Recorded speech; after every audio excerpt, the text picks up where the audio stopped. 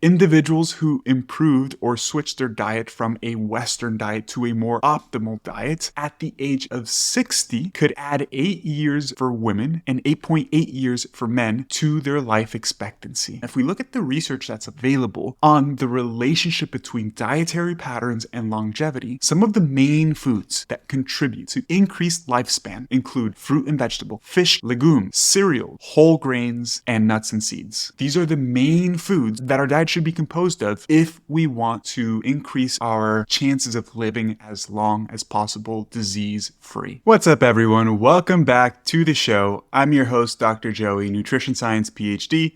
and founder of Fit4Life Academy. Today's episode is a solo episode. I know it's been quite some time since I've recorded an episode on my own, and truth be told, one of the main reasons I haven't been doing solo episodes is because they take a ton of planning prior to recording the episode. And in addition to that, I really enjoy just having guests on the podcasts and having conversations about different topics.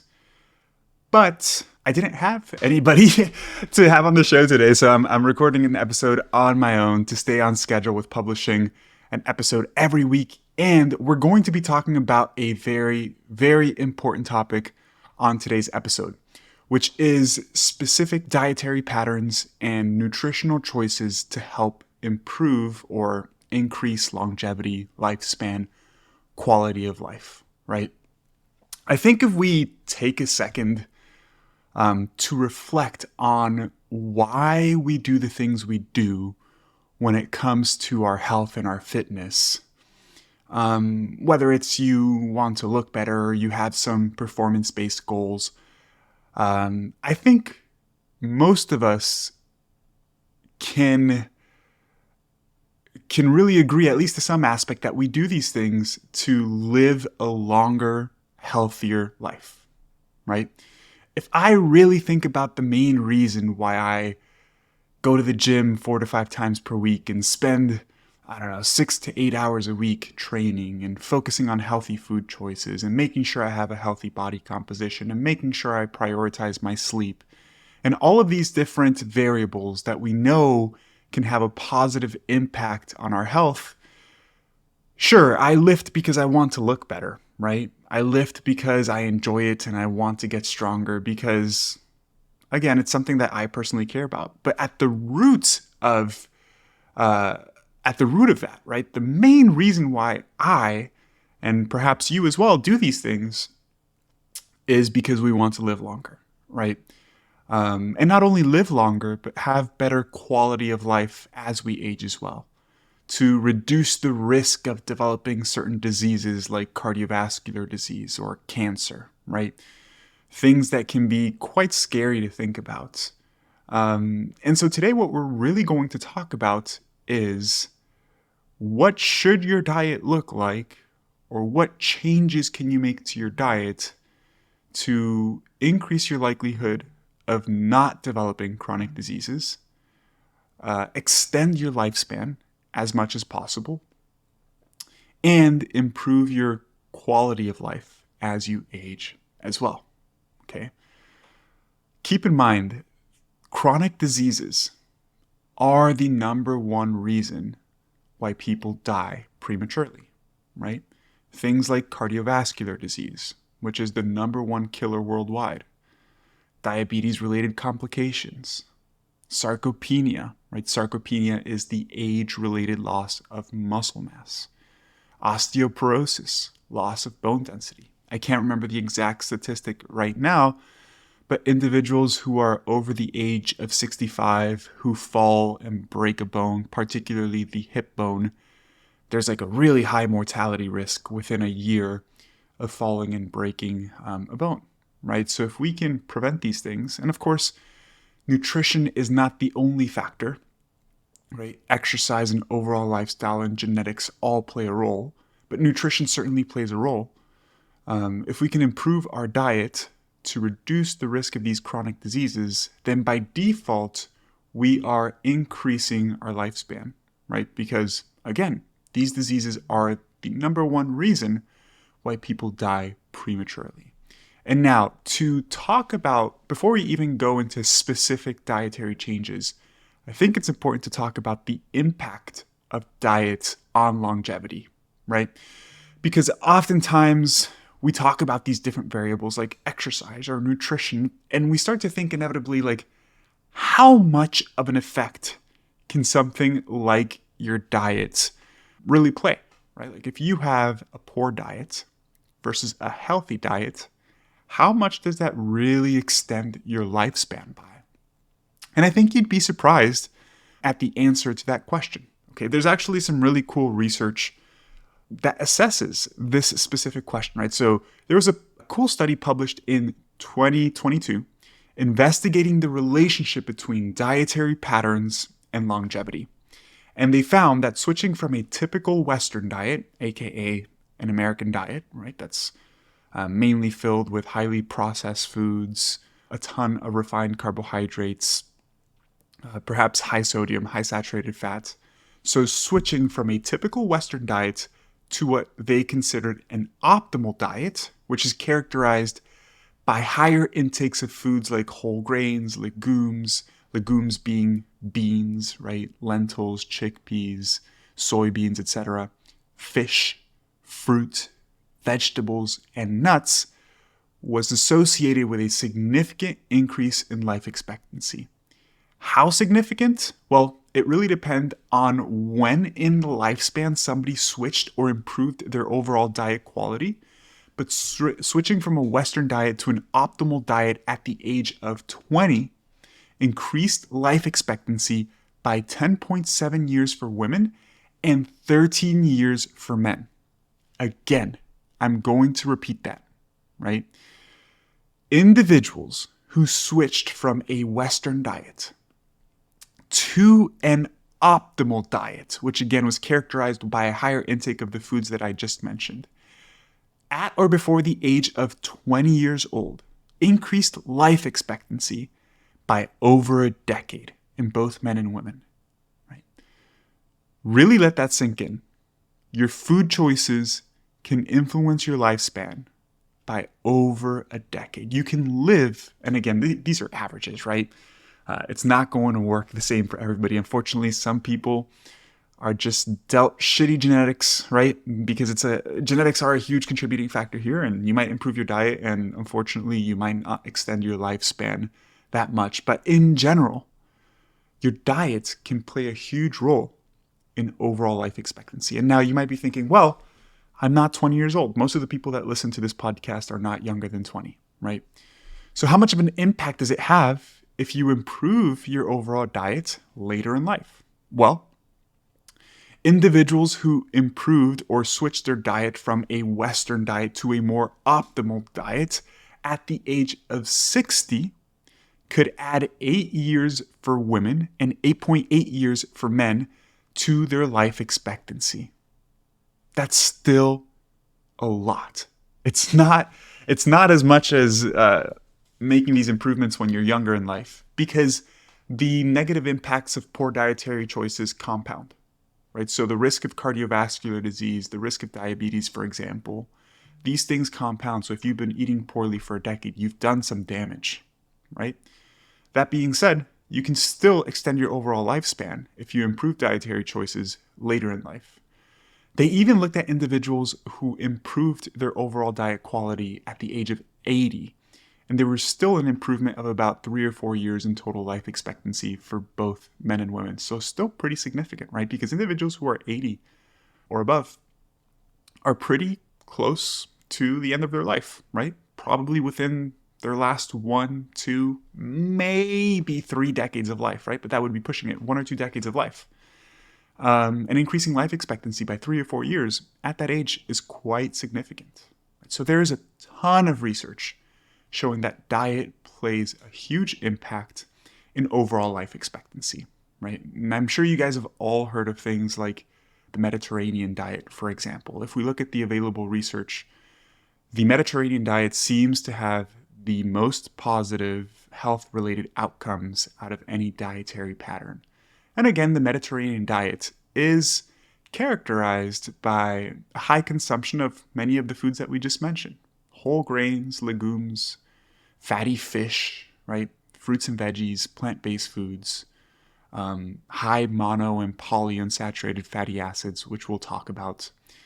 And the same goes for blue zones. For those of you guys who haven't heard of the term blue zones refer to places on Earth where people live the longest, right? There are highly concentrated areas of individuals who live over 100 years old, which is really impressive. And most of these individuals age gracefully, and they still have full physical function by the time they die, right? Imagine being able to live to 100 years old or older and still be able to do everything for yourself. Get your groceries, clean your house, do your dishes, do your laundry. You don't need somebody to help you shower, right? So it's not just about how long you live, but also the quality of life and your physical function as you age. And in those populations, in the blue zones, overall diet is very similar. I actually highly recommend, there's a show on Netflix about blue zones. I can't remember the name of it now. It might be called Blue Zones or Blue Zone something.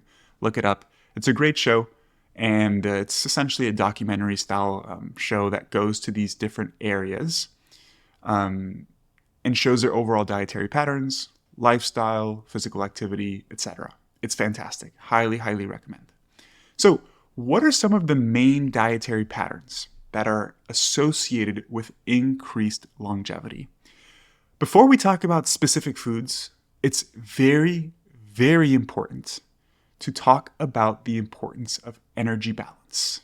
And I'm not going to go incredibly in depth on this, but energy balance being caloric intake. I've made a number of episodes on the podcast on energy balance, caloric intake, how many calories do you need, etc. If you're interested in checking that out, scroll to some of the first episodes on the podcast where I really went in depth on those topics. But it's really important that you're consuming an appropriate number of calories or an appropriate quantity of calories independent of food choices. Okay, so independent of the foods that you're consuming, it's really important that you're within appropriate energy balance. And appropriate energy balance just meaning that you're consuming a number of calories that helps you maintain a healthy body composition, okay? And now, why is that important? Why does caloric intake matter independent of food choices? Well, it's because overconsumption of calories over time, chronically, right, results in an increased amount of adiposity, right? So you have more body fat if you eat more calories over a certain period of time, right? And the increase in adiposity results in an increased concentration of pro-inflammatory molecules. So you have more inflammation when you have more adiposity. Okay, and I'm going to explain a little bit as to why this happens and why this contributes to the development of disease. By the way, fun fact, inflammation, low-grade chronic inflammation, and I think it's probably important to define what these things mean. Inflammation is characterized by an increased concentration of what we call pro-inflammatory molecules. Okay, there are these different molecules that circulate in our bloodstream that have inflammatory properties, and they can be secreted from our immune system, from our fat cells, and other tissues as well. Okay, when we have excess adiposity, we have an increased concentration of these molecules. And that happens due to a number of reasons. When we have more body fat, there's a number of things occur. Okay, first off, we have adipocyte dysfunction. That means that the fat cells themselves, called adipocytes, are dysfunctional. They don't function how they would if there was less fat accumulation. Hey guys, some of you may not know that I'm the scientific advisor for a supplement company called Outwork Nutrition. I help with the formulation of new products to help ensure that they're effective and backed by science. Unlike many other supplement companies out there, we don't rely on exaggerated claims or flashy marketing tactics. Instead, we let the science speak for itself. We take pride in formulating products that deliver real results, helping you achieve your fitness goals in a meaningful way. If you're in the market for supplements like protein powder, pre-workout, or recovery products, make sure to check us out at outworknutrition.com. And as a thank you for being an avid listener of this podcast, use code Joey for an exclusive discount at checkout. You can find the link to our website down in the description of this podcast episode.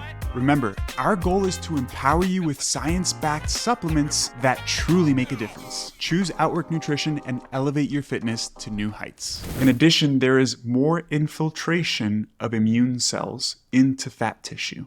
Okay, and these immune cells release pro-inflammatory cytokines because of the adipocyte dysfunction. Okay, because of the environment that is occurring in the fat tissue itself.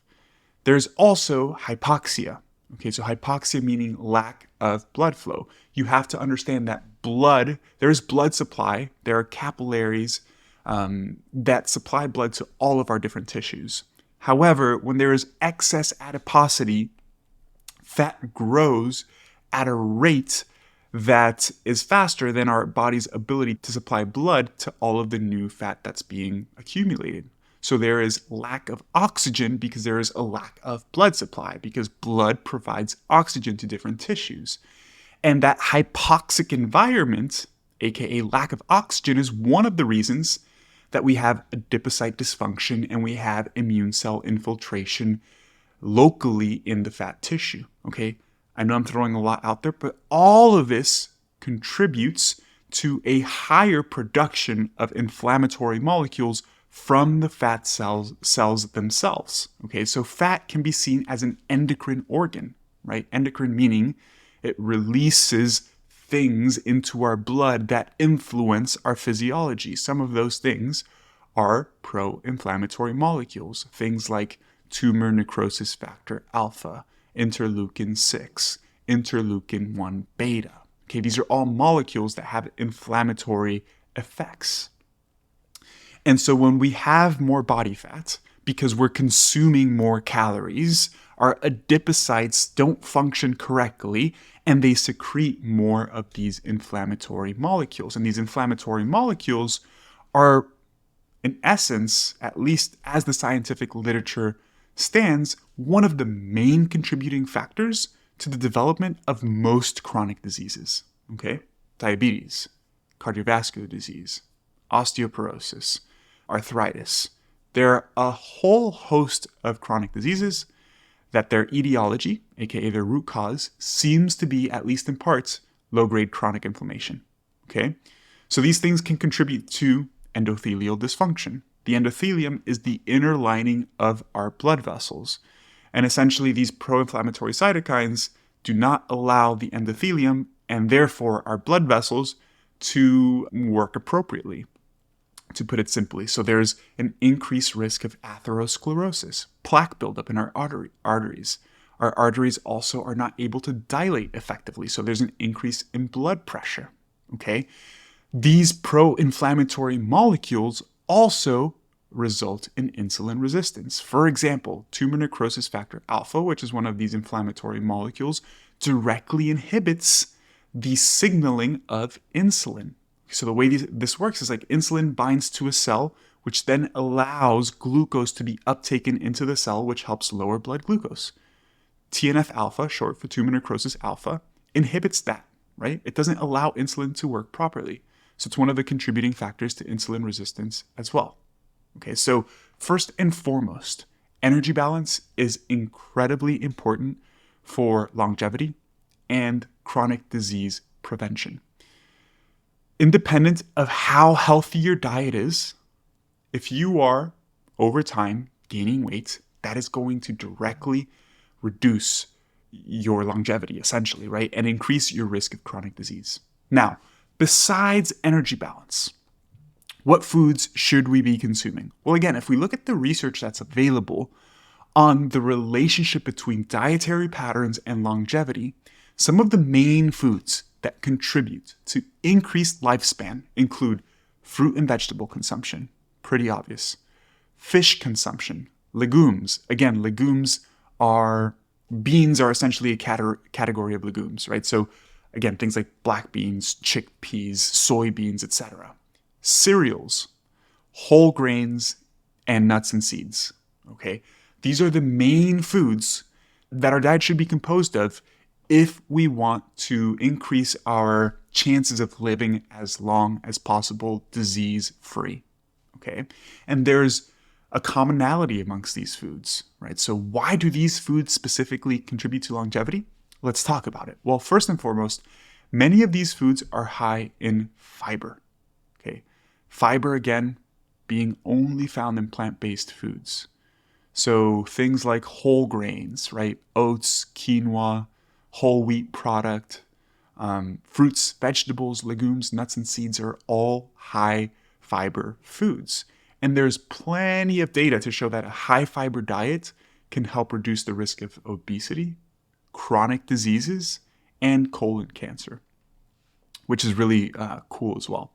And again, obesity and chronic disease go hand in hand, but the benefits of fiber go beyond just weight management. Okay, so there are unique benefits to fiber that can help reduce the risk of chronic disease development. And there's a number of different mechanisms as to why that is. First and foremost, you guys have, I'm sure, have heard of the gut microbiome, and fiber helps feed our healthy gut microbes. Okay, so we have microbes in our gut that are associated with pretty much every health-related outcome. And there are microbes that have positive impacts on our health, and there are microbes that have negative impacts on our health. Fiber seems to preferentially feed the microbes that have positive impacts on our health. Okay? And some of these benefits, health-related benefits, seem to be due to the production of short-chain fatty acids. So let's talk a little bit about physiology here. When we consume fiber, by definition, fibers are indigestible. Okay, we do not digest and absorb fiber the same way we do other carbohydrates, proteins, or fats. Instead, it makes its way into our colon, where our microbiome, the microbes in our gut, in our colon specifically, can then ferment and use fiber for energy production. In that fermentation process, the microbes produce what are called short-chain fatty acids, things like acetate, butyrate, etc.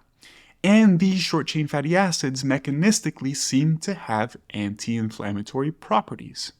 And we talked about inflammation being a contributing factor to the development of chronic diseases. So things that have anti-inflammatory properties should help reduce the risk of developing some of these diseases.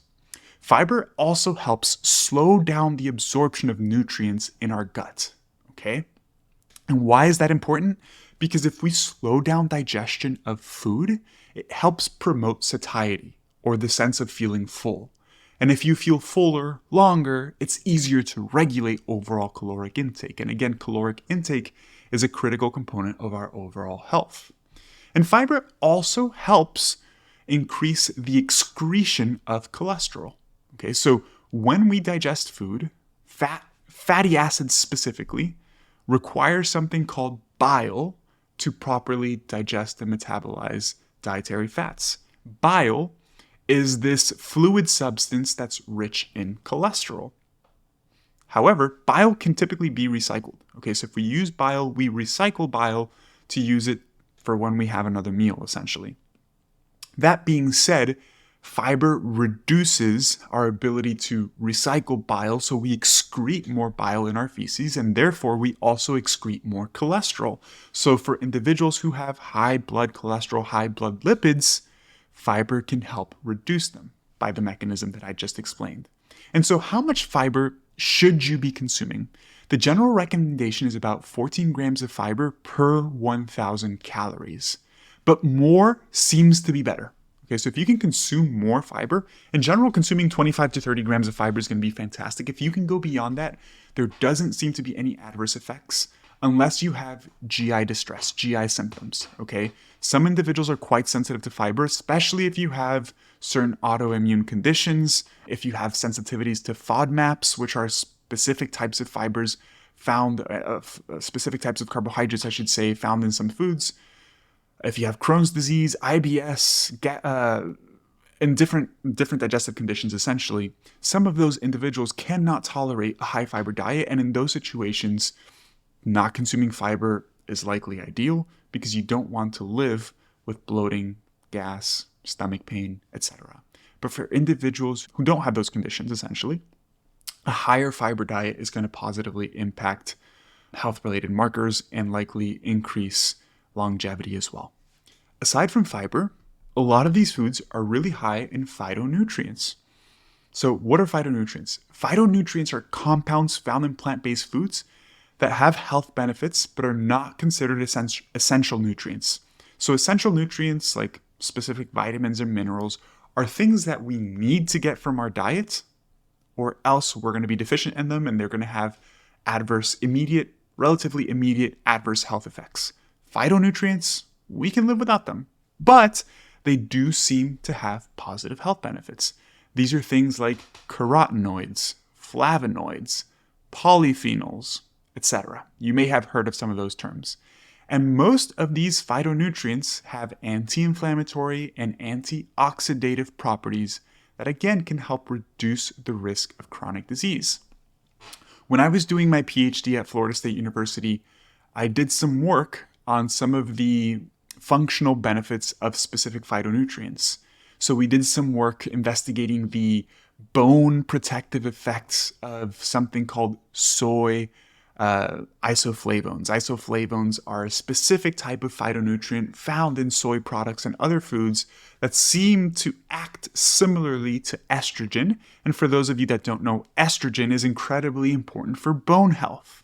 We also did some work looking at the effect of phytonutrients found specifically in black beans and their ability to help reduce atherosclerotic plaque buildup, right? So the buildup of plaque in your arteries. So these phytonutrients in plant-based foods have unique health benefits. For example, carotenoids, which tend to be found in red, orange, or yellow fruits and veggies, have been shown to perhaps reduce the risk of cancer development, and they have positive impacts on eye health as well.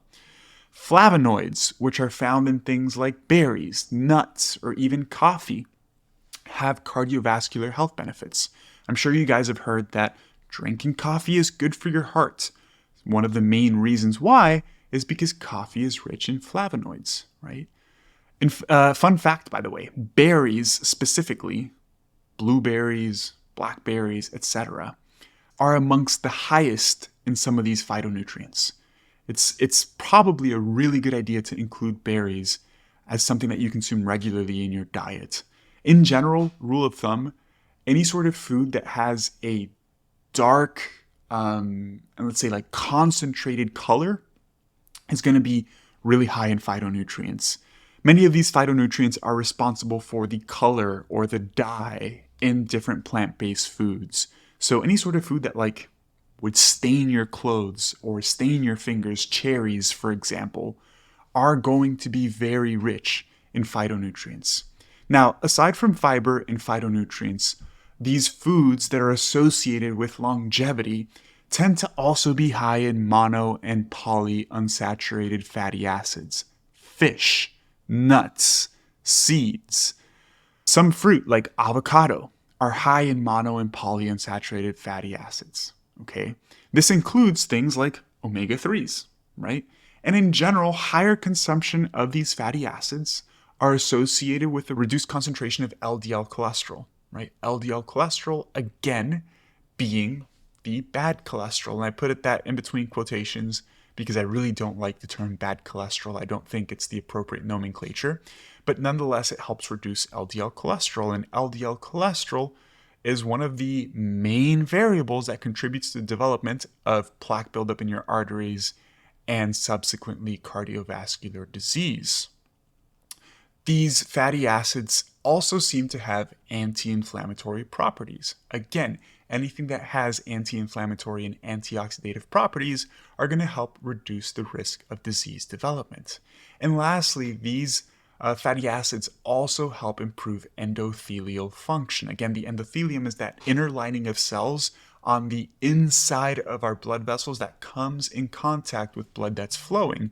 And these endothelial cells respond and sense the different nutrients that are in our blood, and therefore the function of the endothelium is really important for the overall health of your vascular system, right? And so Mono and polyunsaturated fatty acids can help improve endothelial function, so it can help improve the availability of things like nitric oxide, which help with the dilation of our blood vessels. And if our blood vessels can dilate, it helps regulate blood pressure better, because again, blood pressure is simply a byproduct of how much volume of blood there is inside your blood vessels and how much pressure that's putting against the wall of the blood vessel. And so if you can dilate your blood vessel, then by definition or by default, you will help reduce blood pressure, aka regulate blood pressure. Now, aside from fiber, fatty acids, phytonutrients, it's also important to talk about protein, okay? I think protein is an incredibly important part of longevity as well. Protein source matters. We'll talk about that in a second. But making sure that you eat adequate protein to help prevent loss of muscle as you age is really important. So sarcopenia by definition, is age-related loss of muscle mass. When we age, we lose muscle mass. That's one of the main reasons why older folks lose physical function, right? Not able to take a shower, barely able to sit and stand.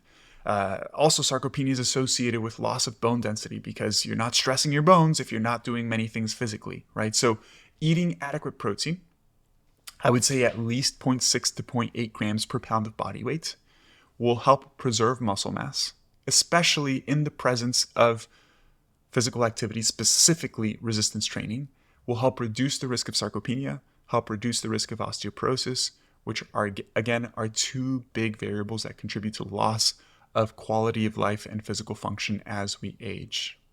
Now, that pretty much covers the main dietary patterns, foods, nutrients that we should be consuming, right?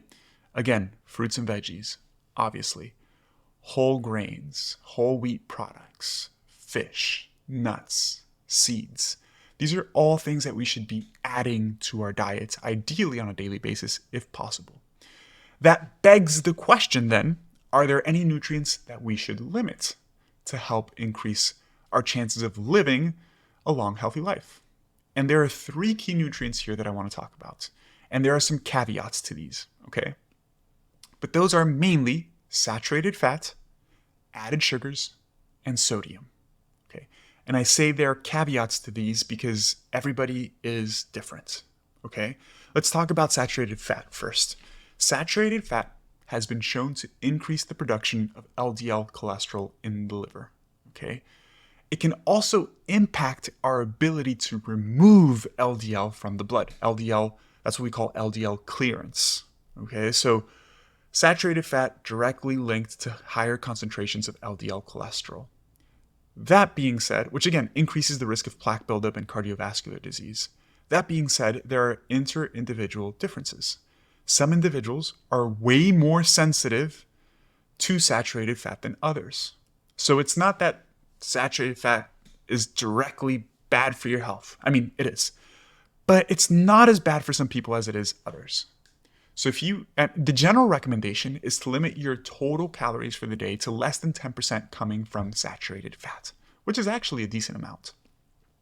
But if you eat a relatively high amount of saturated fat and your blood lipids are within a healthy range and you don't have really high LDL cholesterol, you can make the argument that reducing your saturated fat intake won't necessarily have much of a positive impact on your health because you're not as sensitive to it. However, some individuals are very sensitive to it, and even a slight increase in saturated fat will have a direct impact on LDL cholesterol. Those individuals should limit saturated fat. Added sugars. This one's a no-brainer. This one I would recommend across the board for everyone. Added sugars have zero nutritional value. Besides the fact of providing some carbohydrate, and for exercise, you can make the argument that some added sugars might not be the worst thing in the world, but they provide zero nutritional value. They provide no benefit for hunger and satiety regulation, so they don't really help you feel satiated. And they contribute to an increased caloric intake with not much nutritional value, right? So there aren't many positives to adding sugar to foods from a health perspective. And lastly, it's probably not a bad idea to limit sodium, especially if you have high blood pressure. So sodium increases fluid retention, okay? Because if you consume more sodium, now your concentration of sodium in your blood is higher, which means that relatively the concentration of water in the blood is lower. So sodium essentially acts as an antidiuretic. It increases fluid retention because the concentration of water in the blood is lower when you have higher sodium intake. So you retain fluid to increase the concentration of water in your blood. And if you increase the concentration of water in your blood, now you have higher blood volume. And if you have higher blood volume, by default, you have higher blood pressure, especially if you don't have really good vascular health, right? So this ties into some of the stuff that we were talking about earlier regarding endothelial function, right? So again, this is also based on an individual basis because some individuals are not as sensitive to sodium intake, similar to saturated fat, especially if you're somebody who sweats a lot, you're really physically active. Sodium is also really important for optimal physical function. So if you're somebody who is sweating a lot, especially if you are a salty sweater, different individuals excrete more or less sodium in their sweat based off their genetics. So if you're somebody who is really active, you don't have issues with your blood pressure, you don't have issues with your blood lipids.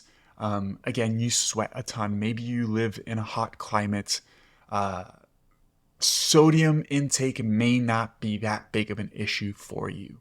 However, if you tend to be somebody who is more physically inactive, first and foremost, you should increase your physical activity. But if you are physically inactive, you don't sweat much, and you have issues with your blood pressure, it's probably a good idea to limit your sodium intake.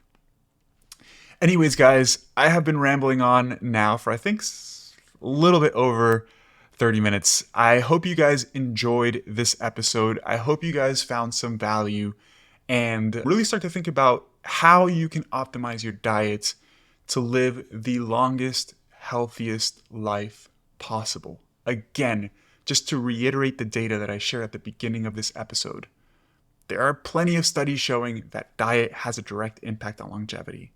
Some showing that substituting or changing your diet from a typical Western diet to an optimal diet that's characterized by a high consumption of these foods that we discussed can increase the lifespan by over a decade. That's huge. If you found this episode valuable, first and foremost, I appreciate you for taking time to listen to me talk for so long. Second, if you found it valuable, please share this with somebody who you think would find some value from listening. And if you haven't already and you're a regular listener of the podcast, I would appreciate if you took a second to leave a review and rate the podcast as well. It helps me a ton, and it helps me reach more people and improve the health and, as a byproduct, happiness of more people as well. Again, thank you for listening, and I'll catch you in next week's episode.